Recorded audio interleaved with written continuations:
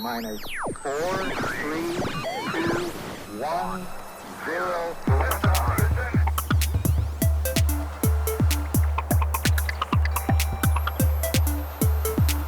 New York, London, Paris, Munich. Everybody talk about pop music. Great Scott! Marty. Hello? Salud? Welcome to the Intergalactic Boom Box, episode 14. I gave my website a spit shine, wiped the hard drive, did a fresh install of the OS. It'll make things easier for you guys. It's got a link for the podcast in there, which you can sign up for the newsletter. You can see my appearances at conventions. So check it out, KyleHebert.com. Otherwise, you'll just have to check... Oh, crap. Didn't think you'd say it so early. Link in the show notes. Hey, what cell phone do you miss? I missed my T-Mobile Sidekick. I don't really miss the T-Mobile service, though. That was god-awful. Crimson, what about you? My first phone was an old black Motorola Razr when those were really popular. I had recorded the Shaman King opening theme on it as my ringtone, and I had it for years. And it was my first cell phone. Hey Kyle, it's Bobby Steele from Mesa, Arizona. My favorite older phone that I no longer use is a Samsung SEH U410. Keep up the great work, and looking forward to your next episode. Boost!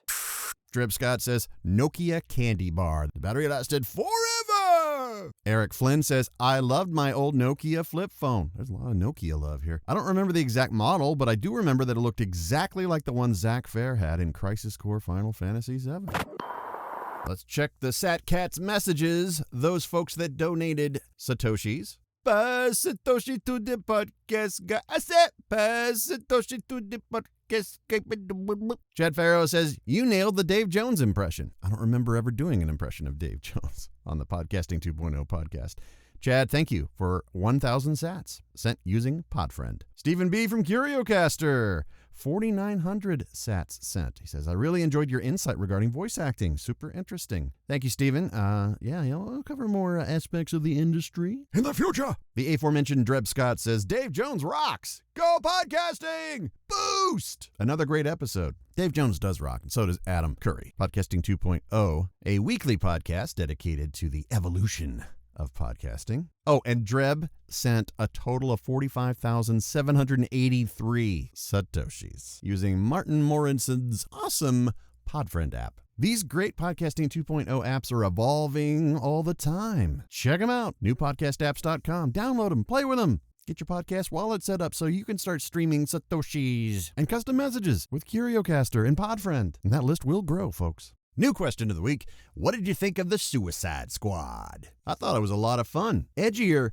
than Guardians of the Galaxy, because of gore and profanity, but I didn't enjoy it quite as much as the Guardians flicks. And I don't know if it's an aesthetic thing because I didn't go see it in theaters. I watched it on HBO Max. And I want to see these big movies on the big screen, but my wife and I are just like, not ready to go back to theaters just yet. I saw some of the press regarding that, Suicide Squad was a little disappointing at the box office. There's a pandemic, folks. I wouldn't call this movie a failure by any stretch of the imagination. This hybrid distribution model, streaming and theater day and date type thing, it's experimental. Anyway, go to KyleHebert.com, click on the podcast link, and leave a voicemail. Let me know your thoughts on James Gunn's The Suicide Squad. I think Cena had the best lines.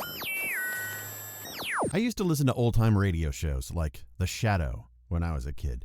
Theater of the Mind is a great source of inspiration for me to become a voice actor, alongside experiencing the genius of Mel Blanc. Podcasting and online audio dramas like Neil Gaiman's Sandman on Audible, which you can get for free right now, I think, have helped pave the way for more similar projects, ushering in a new era of next-gen radio theater. Man, I want to play in that playground so bad.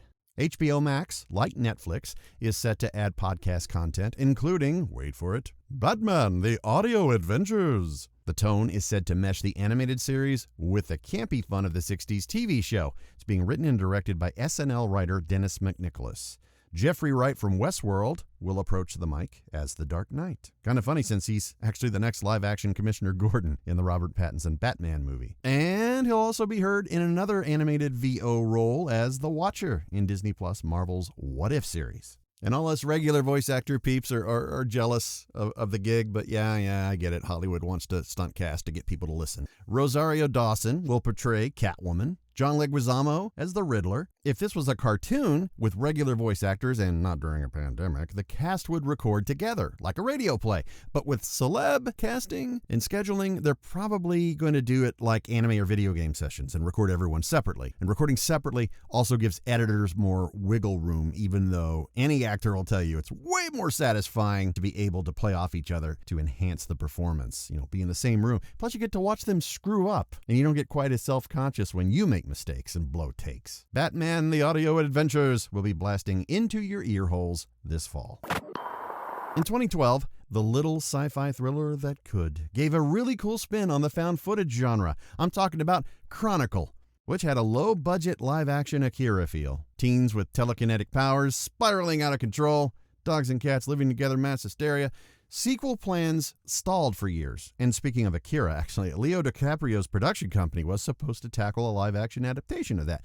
Luckily, that never materialized. Moving things from Neo-Tokyo to New Manhattan?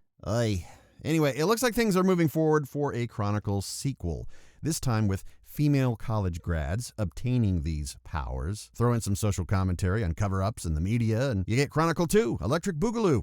Bring in some more mid-air DBZ-style fights, all documented through random cell phones and CCTVs. People always learn the hard way. You see underground glowy things, no touchy. If you have no idea what I'm talking about, go seek it out. Chronicle.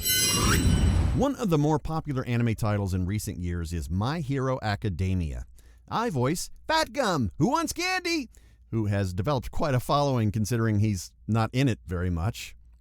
He is definitely obese, but no clue what the gum has to do with anything since he's never seen chewing any or not stretchy like gum or doesn't blow bubbles or anything. But homeboy loves to eat. His Pop Funko figure just dropped as a GameStop exclusive and instantly sold out. Retail for $25. I was recently at Atlanta Comic-Con and I signed a bunch at my booth and some vendors had it listed at $100. Fatgum, he's huge. Shaped like a giant egg with limbs. He wears a yellow hoodie, a bandit mask, gloves and boots with protective pads, and disturbingly large teeth. It's a world where superheroes are commonplace. Their powers are called quirks. Fatgum's quirk can absorb attacks, and even bad guys themselves. Like, if he gets hit enough, the energy from the punches converts his fat into muscle, and he can temporarily go from Fatgum to Fitgum. He has enhanced strength, intelligence, speed, durability, stamina. There's a lot to love here. Literally. CBR posted 10 things that don't make sense about Fatgum. He's ranked number 58 on the Pro Hero charts. 58? Talk about fat shaming. He has a fat form and a skinny form. Why he goes back to fat is anybody's guess. He can transport people inside his body in a move called Fat Taxi. Take that, Elon. His facial appearance is radically different in skinny form, namely his teeth shrink. Wonder what that does to cavities. Fatgum used to be a cop. You'd think he'd be wearing a giant target as big as he is. Strength levels are kind of inconsistent. I don't know, because anime? He absorbs bad guys into his fat to stop them, and it never causes any permanent damage, although their therapy bill might tell a different story. Heroes of an older age usually end up being teachers at the superhero high school. Fatgum is such a jolly soul, you think he'd make a great teacher. Guess he saw what they make per year and ran away. His fat can become kinetic energy. Great offense. Shame he basically loses all defense. And lastly, he eats enough to make an elephant want to go home and rethink his life.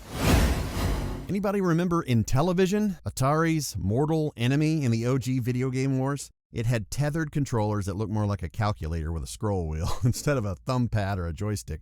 An arsenal of titles that were offshoots of more popular arcade titles with slightly better graphics, though, I guess, than the Atari 2600. These guys are back with a new console and is delayed again and again and again. This one totally went under my radar, actually. The Amico is a family and budget-friendly entertainment system. Not portable, it is small and very streamlined. Downloadable games only, with an average price for those titles between $3 and $8. Now that is attractive. The Amico looks like a white modem with controllers that remind me of older Apple TV remotes, and which have a color. And they have a color screen on the controller. That's pretty key. Now this was originally set to drop in October 2020. You know, the year that made a dumpster fire look preferable. component shortages pushed it to spring of this year. That came and went. Emails sent to folks recently who pre-ordered were promised a gift to make up for the super long wait. We're sorry, don't ask for a refund. Set to retail for less than $200. Is there room in the market for another console, especially from a company that hasn't been in the game, pun intended, for decades? While I don't think the big three have anything to fear, I do have a feeling that Steam Deck has a way better chance of succeeding, even though 2021 has been like, hold my beer. Here on the Intergalactic Boom Box, we got a new life form here on board. Just picked up this little alien dude outside the Gamma, Hey, Beta, Zeta, Theta, Eta, Pi quadrant. Everybody say hello to, what's your name? Asthma. Does that mean you have breathing difficulties? Damien, why you do this to me? So you're Damien Karras' mom from The Exorcist? Asthma. Ed Asthma. Ed Asthma. That's cute. Wait a second. ASMR. Asthma. Oh, your voice is oddly relaxing, like ASMR. You're like the Bob Ross of aliens, minus the fro, plus a weird accent I can't quite identify. I'm in love with Chipotle. It's healthy on the low. I do love me some Chipotle. Banana, terracotta pie. And I do love me some System of a Down. Excellent taste in music, dude. Wait a second. I'm going to need my AI assistant's help here. Yo, Bubba! Great Johnny Knoxville's toe cheese. What is it now? Hey, Bubba, what's ASMR stand for? What? Do they speak English in what? Oh, hush you. ASMR. Autonomous Sensory Meridian Response. Best prog rock band name ever. I am stuck on Band-Aid because Band-Aid stuck on me. So Asthma communicates in obscure quotes and commercial jingles. Asthma, is that a vape pen? Oh, well, at least your vape smells like blueberry cheesecake. Give me the cash. And that's a very nice hat you're wearing, by the way. You like it? That's my favorite character in Fifth Element. Do the dance! Boots and cats and boots and cats and boots and cats and boots Yeah!